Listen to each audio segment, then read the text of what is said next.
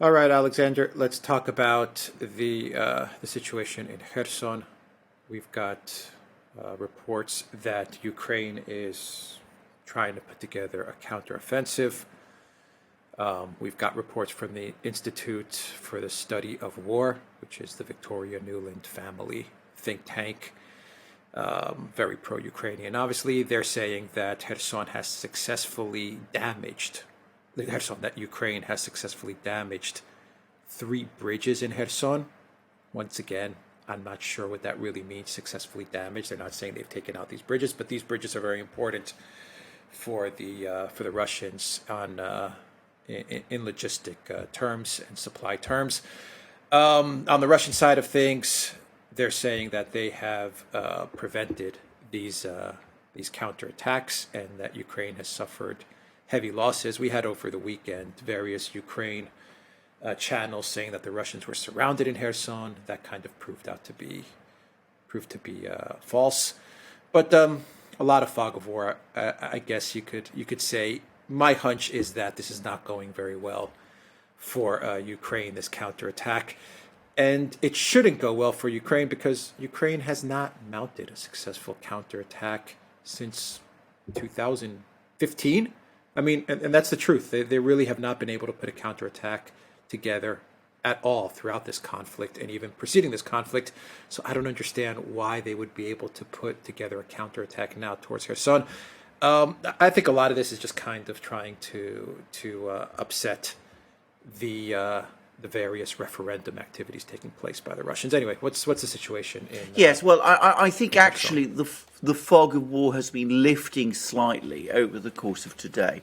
I'd like to get on to your question about why these operations are going on, because I think that's an interesting point to say. But I think it's now clear that the early attempts to mount this counteroffensive are not going well at all.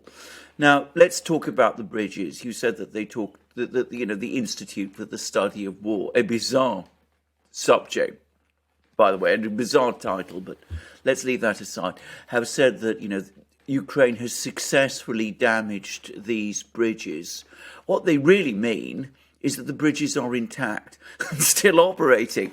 Now, some missiles have reached these bridges and have done what looks like superficial damage. There's three of them, by the way. There's a very, very strong railway bridge, which is on top of a dam across the Dnieper River at a place called Novaya Kharkova. There is a road bridge in Kherson itself, the Antonovsky Bridge. And then there's a smaller bridge a little further up, which crosses the Ingulets River, which we'll come to in a moment. These three bridges are seen by the Ukrainians, and probably correctly, as essential for the Russians to maintain the supplies of men, material, ammunition, all those sort of things, to the front lines in Kherson region. So it's completely logical that the Ukrainians would try to destroy these three bridges, which of course well behind the front lines. So they've used their HIMARS systems, which have the range to attack these bridges, to launch missile strikes on these bridges. But as I've explained in other places, including on my own channel, it is actually much more difficult to destroy a bridge than many people understand. You can't, these are, bridges are big engineering operations. They're built to withstand powerful forces. The Russians, the Soviets who built these bridges, particularly hardened their bridges because they saw their bridges as important in case of war. So these are very strong structures. The bridge, the railway bridge over the dam, which may be perhaps the most important of the three bridges, is particularly strong.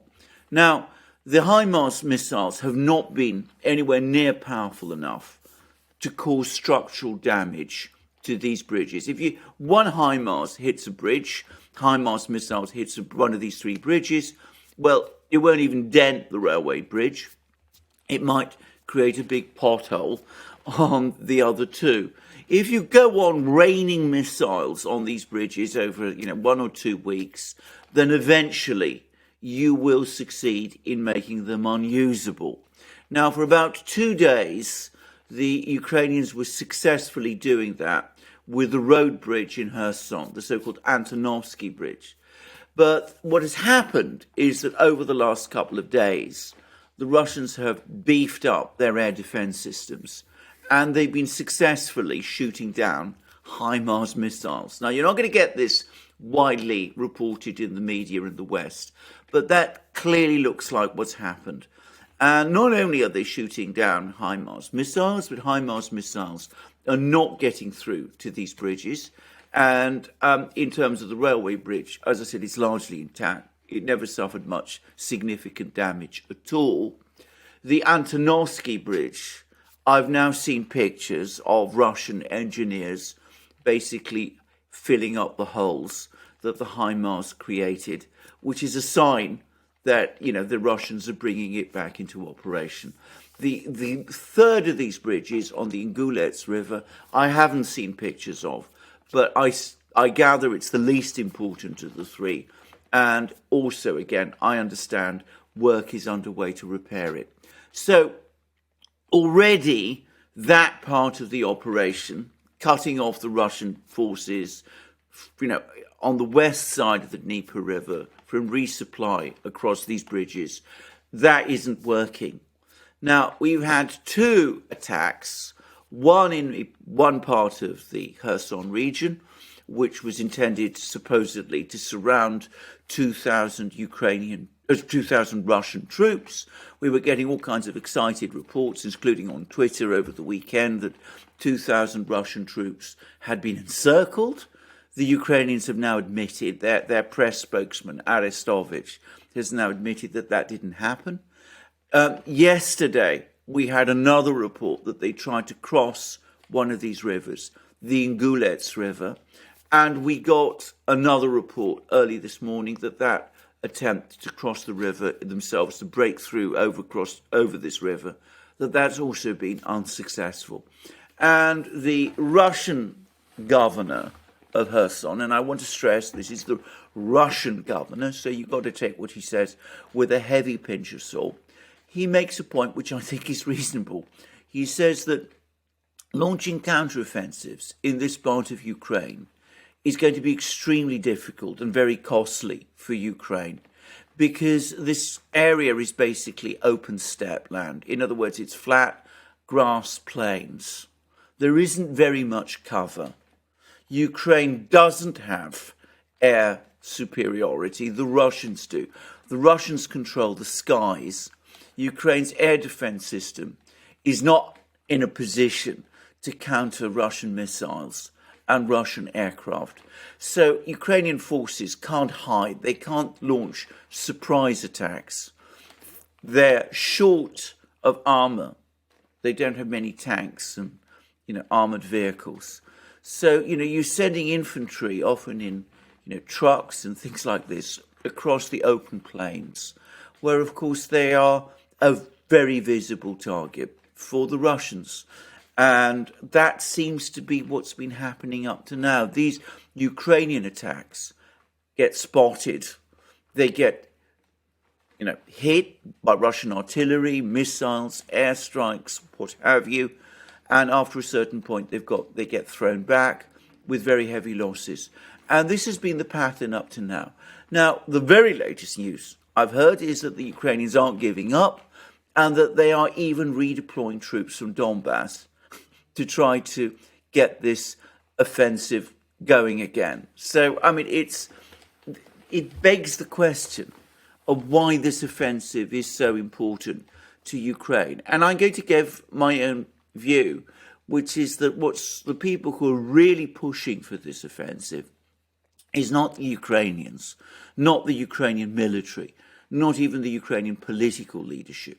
It is Western governments, first and foremost the British, to some extent also the American government. The reason is they find themselves in an economic war with Russia, which they're losing. They're in the middle of an economic crisis. They see their electorates starting to sour on the entire Ukraine adventure. We see political problems mounting for Western leaders. Boris Johnson's been forced to resign. Mario Draghi has been forced to resign. So, especially given the midterms, which are now hovering on the horizon in the United States, they need to show to Western electorates that Ukraine is able to go on fighting and is winning the war in some way, because otherwise Western electorates might turn against the entire adventure and the politicians they see as responsible for it. So that's where the pressure to launch these unwise counterattacks in Kherson region is coming from. They can't hold ground in Donbass. We've heard more information this morning again that an important, position, Ukrainian position in Donbass has been overrun. They've been trying to launch these attacks on Kherson, and they're doing it because their funders and sponsors are now insisting on seeing some return for their money. And Ukraine has no real choice but to do this, and is suffering heavy casualties in consequence. Yeah, this goes back to what I mentioned in a video a couple of weeks ago. We talked about this, that the collective West, the United States and the UK, they can cover up human casualties, military casualties. The media can cover that up. They don't have to report it. Actually, Zelensky the other day said that Ukraine is actually suffering less than 100 to 200 casualties a day, and he now is saying that they're only suffering around 30 casualties a day. That's what he said in a statement. So they can try to cover up the casualties and hide that from the citizens of the collective West. What they cannot cover up is territorial gain, and what they can definitely not cover up is a referendum and a celebration in Kherson, something along the likes of what we saw in, say, Crimea, or something that could happen in the Donbass soon, where everyone is taking out their flags and they're driving their cars through the streets, honking their horns, excited to finally be united with the Russian Federation. That is a freaking media disaster. They can't hide those pictures and those videos. And when the people that are living in the United States and Canada and the UK see photos like that and images like that, they're going to say, these people want to be with Russia. These people are happy. We've lost this territory. What the hell are we doing sending 50 billion to Ukraine? These are images that they cannot hide. So that is why they continue and insist on throwing Ukrainian men after men into Kherson now to try and stop some sort of territorial, I won't even say advanced, territorial solidification, a referendum, getting a full control of this territory, and then getting to this vote where you can then get Kherson into the Russian Federation, and then the celebrations will begin. This is something that they can't have as they approach the midterms, and so that's their next. This is their next media tactic that they're throwing out there. This is not a military exercise. It's not an exercise to win the war. This is all about controlling the media context of the war, controlling the narrative. That's what this is about. Exactly correct. That is exactly what it does. Now, of course, it could be that they get lucky. I mean, war is a complicated thing. It could be that, one of these bridges gets destroyed, that there's a logistical crisis, that the Russians have to pull back. These things are not impossible. One wouldn't gamble thousands of lives on that kind of eventuality. I mean, it makes no logical sense. The logical sense is to sit down and negotiate and find some kind of way of achieving a compromise between Ukraine and Russia. But of course, that is ruled out because that would be, from a Western point of view, an admission of failure. So that's why, instead, we have, as you absolutely rightly say, men being thrown into battle. It's imperative to conceal the failure in Ukraine. You can't conceal advances, Russian advances. You can't conceal referendums. You can't conceal the fact those kind of events from Western electorates. And of course, I saw an opinion poll in the United States which showed that despite media coverage, which is overwhelmingly favourable to Ukraine in the US media, something like 67% of Americans now believe that Russia's going to win the war. So if that perception hardens and congeals, then of course Americans will start to say, why are we wasting money, exactly as you said, on a hopeless enterprise? And besides, these people want to be part of Russia anyway. So at that point, the whole thing collapses.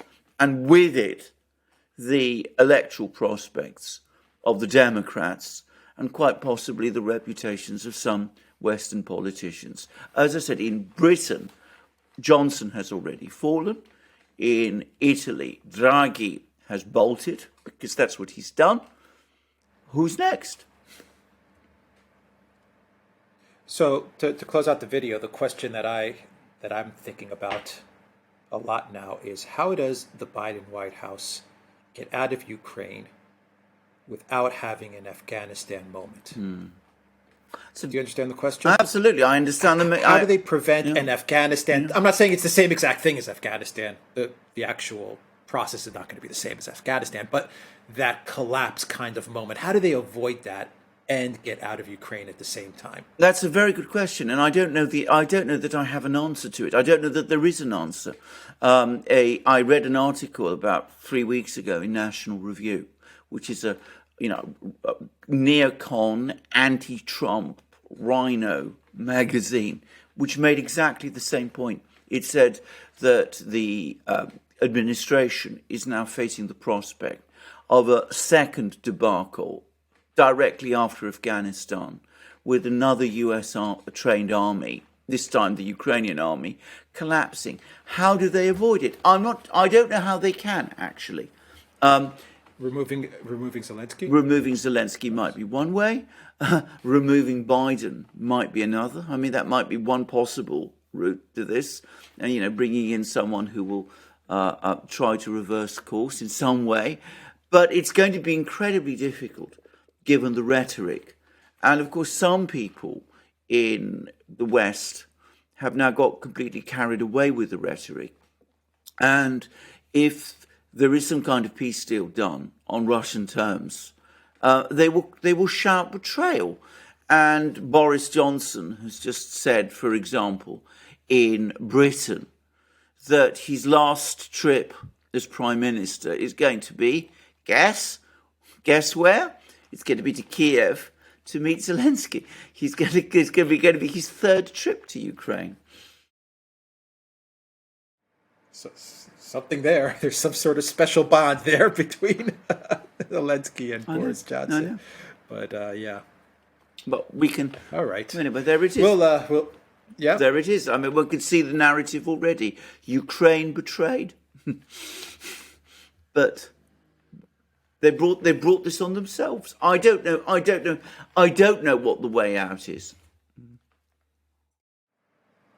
I think it revolves around Zelensky, to wrap up the video. Probably. I think their way out is somehow, how do you remove Zelensky somehow? How do you create this narrative that the leadership in Ukraine has collapsed or has fled or something like that, and therefore there's an illegitimate government and the United States is not invested in this illegitimate government. Something along those lines. I think that's the only way they'll be able to remove. And then you create the distraction in China.